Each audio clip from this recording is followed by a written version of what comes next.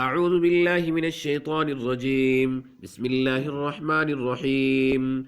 إن الذين آمنوا والذين هادوا والنصارى والصابئين من آمن بالله واليوم الآخر وعمل صالحا فلهم أجرهم عند ربهم ولا خوف عليهم ولا هم يحزنون. وإذ أخذنا ميثاقكم ورفعنا فوقكم الطور خذوا ما آتيناكم بقوة واذكروا ما فيه لعلكم تتقون ثم توليتم من بعد ذلك فلولا فضل الله عليكم ورحمته لكنتم من الخاسرين.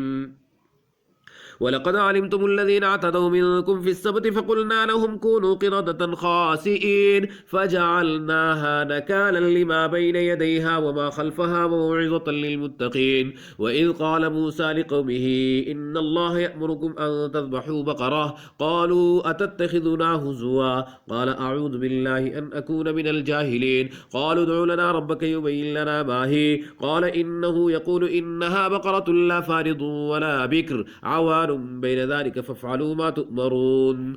قالوا ادع لنا ربك يبين لنا ما لونها قال إنه يقول إنها بقرة صفراء فاقع لونها تسر الناظرين. قالوا ادع لنا ربك يبين لنا ما هي إن البقرة تشابه علينا وإنا إن شاء الله لمهتدون. قال إنه يقول إنها بقرة لا ذلول تثير الأرض ولا تسقي الحرث مسلمة لا شية فيها. قالوا الآن جئت بالحق فذبحوها وما كادوا يفعلون.